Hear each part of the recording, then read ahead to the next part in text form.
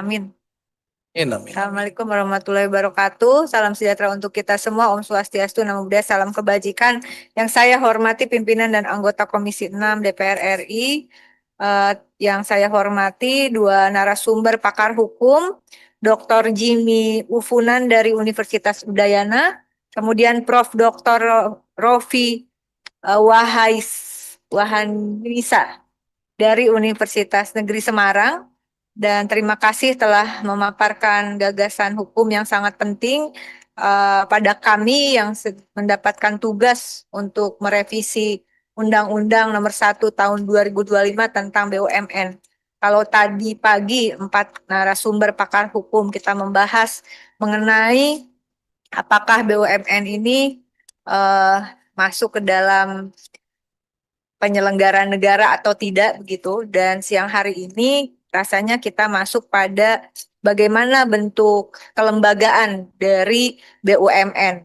Dan di dalamnya juga, maksudnya di dalam Undang-Undang BUMN itu sudah ada juga satu badan yang bernama Danantara. Nah, dari paparan tadi mohon koreksi jika saya kurang tepat pemahamannya, Prof. Jimmy, adalah tentang konsep konstitusional important begitu, bahwa putusan MK nomor 012 garing 016 garing 019 garing PUU garing 4 garing 2006 selain lembaga-lembaga negara yang keberadaannya penting dan memengaruhi ketatanegaraan Indonesia meskipun tidak disebut langsung namun keberadaannya secara implisit diatur dalam konstitusi. Kalau saya tadi mencoba untuk memahami dari paparan kedua narasumber, BUMN sebetulnya juga sebagai lembaga negara yang memiliki sifat konstitusional important atau penting secara konstitusi dikarenakan merupakan salah satu instrumen untuk mencakup tujuan bernegara dan amanat konstitusional dalam pembukaan dan pasal 33 Undang-Undang Dasar 1945. Apakah bisa izin interaktif, pimpinan? Apakah bisa di, di apakah bisa dinyatakan seperti itu? Ya, jadi kalau kemudian yang namanya tadinya Kementerian BUMN, lalu kita sebagai pembuat hukum ini memutuskan secara politik yang menghasilkan suatu norma hukum bahwa itu tidak melanggar hukum ketika kementerian ini kemudian berubah menjadi suatu lembaga negara yang pendiriannya atas prinsip konstitusional important sesuai dengan putusan Mahkamah Konstitusi. Begitu ya. Kemudian yang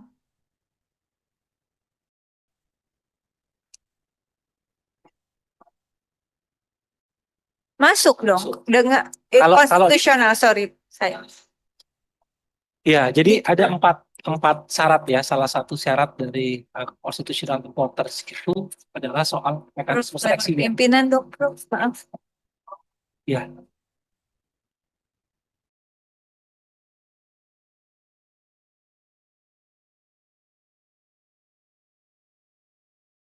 Ya, izin. Nah, sebenarnya kalau kita lihat constitutional importance, saya sepakat dengan yang disampaikan Ibu Rike, bahwa sebenarnya constitutional importance itu kan apa yang disebut urusannya dalam Undang-Undang Dasar. Itu juga sebenarnya adalah constitutional importance. Oleh sebab itu, kemudian MK menambahkan salah satu syarat, yang syarat berikutnya adalah soal mekanisme rekrutmennya. Kalau rekrutmennya itu DPR yang ada atas persetujuan DPR, maka itu masuk dalam constitutional importance. Kalau tidak, itu tidak. Oke, berarti dia masuk tadi constitutional important berdasarkan putusan MK, tetapi dengan syarat rekrutmennya salah satunya adalah melalui DPR. Berarti kalau misalnya akhirnya diputuskan bahwa Kementerian BUMN berubah menjadi lembaga negara yang bukan kementerian, entah apa namanya begitu ya, dia sangat memungkinkan dan kuat dasar hukumnya ketika rekrutmennya itu melalui DPR. Salah satunya rekrutmennya melibatkan DPR begitu. Itu catatan yang pertama. Yang kedua, sebetulnya kalau mohon dijelaskan sama dengan teman-teman yang lain, dalam perspektif saya setidaknya sebetulnya ini harus kita jaga, jangan sampai terjadi tumpang tindih kewenangan antara Badan Pengelola Aset Danantara dengan badan usaha milik negara. Tapi sebelum itu, bisakah dikatakan bahwa badan ini yang mau dibentuk baru ya, transformasi dari mungkin kita sebut saja transformasi dari Kementerian BUMN menjadi Badan BUMN begitu, langsung di bawah Presiden. Karena Danantara juga langsung di bawah Presiden begitu. Dan apakah ini juga sebaiknya langsung berada di bawah Presiden? Apalagi ketika formatnya adalah kurang lebih tupoksinya itu badan yang baru ini, transformasi dari kementerian tersebut memiliki dua fungsi utama. Pertama adalah sebagai regulator terhadap kinerja yang menjadi pegangan kinerja dari Badan Danantara begitu. Yang kedua adalah sebagai pemegang 1% saham merah putih itu. Sehingga menurut kami posisinya harus sama-sama di bawah Presiden langsung. Nah, saya ingin memberikan satu contoh, mungkin apakah bisa dianalogikan seperti ketika kami menyusun, saya terlibat dalam dua transformasi badan. Pertama, dalam Undang-Undang BPJS mentransformasikan dua BUMN, 4 BUMN sebetulnya, menjadi dua badan penyelenggara jaminan sosial, yaitu BPJS, dan ini langsung di bawah Presiden. Di dalam satu undang-undang diputuskan dua badan, begitu. Dan dua-duanya langsung di bawah Presiden. Hanya di BPJS ini tidak terjadi tumpang tindih karena wilayah operasionalnya berbeda. Yang satu kesehatan, yang satu ketenagakerjaan. Nah, ada satu lagi yaitu di Undang-Undang 11 2019 tentang Sistem Nasional Ilmu Pengetahuan dan Teknologi, di pasal 48-nya itu ada bagaimana LPNK kalau saya tidak salah itu ditransformasikan di pasal 48 menjadi badan yang menangani riset nasional, yang akhirnya berdirilah Badan Riset dan Inovasi Nasional, di mana ada dua struktur kelembagaan, yang satu Dewan Pengarah, yang satu Dewan Pelaksana. Nah, pertanyaannya, apakah mungkin untuk supaya ini kan sudah terbentuk Danantaranya begitu, tidak dalam satu momentum pembentukan undang-undang. Yang satu lagi ini menyusul badannya begitu. Berarti ada dua badan, tapi bisakah kemudian semacam bahwa badan yang baru ini, transformasi dari kementerian, itu seperti badan pengarah di dalam BRIN, ya, di mana kemudian bahwa ada rangkap jabatan di Dewan Pengarah ini ex officio dari kementerian. Misalnya wakil Dewan Pengarah itu adalah yang pertama ex officio Menteri Bappenas, wakil pengarah yang kedua adalah ex officio Menteri Keuangan. Dia berfungsi sebagai regulator begitu. Nah, apakah bisa seperti itu supaya kita lebih, dan dia tidak bisa secara langsung terlibat di dalam operasional si Dewan Pelaksana. Anggaplah Badan Pengelola Aset Danantara ini Dewan Pelaksananya begitu.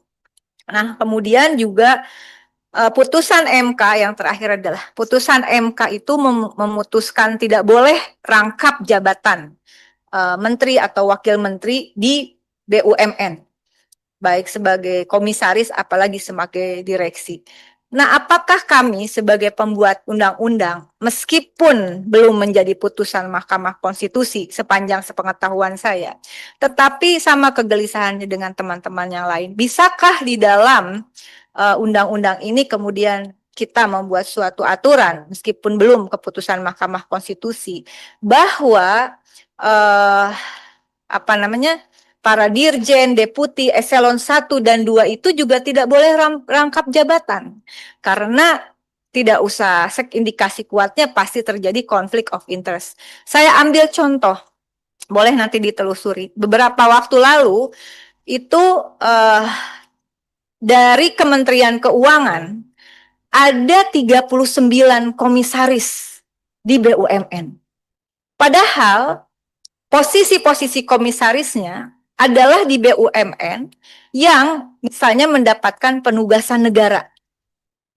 Nah, penugasan negara itu artinya ada pengucuran dana dari APBN kepada suatu BUMN yang mendapatkan penugasan negara, di mana wewenang keuangan itu adalah di bendahara negara, yaitu Menteri Keuangan, yang kemudian diatur oleh jajarannya, para dirjen ini. Tapi dirjen ini kemudian jadi menteri, jadi komisaris di BUMN. Contoh pada kasus Telkom yang akhirnya menjadi kasus pengadaan BTS atau penugasan negara untuk daerah tertinggal itu, ya. Nah, itu kan sebetulnya benar-benar terjadi. Mau dibilang kami nggak tahu begitu, yang nggak mungkin juga nggak tahu orang komisaris di situ, dan itu adalah uang penugasan. Nah, sekali lagi, apakah mumpung ini terjadi revisi terhadap Undang-Undang BUMN dan MK dengan kami sangat mengapresiasi tidak boleh ada rangkap jabatan. Apakah hal yang sama bisa kita putuskan bahwa persoalan rangkap jabatan itu bukan hanya untuk menteri atau wakil menteri saja, tetapi untuk eselon 1 dan eselon 2 dan eselon lainnya di kementerian dan lembaga. Terima kasih.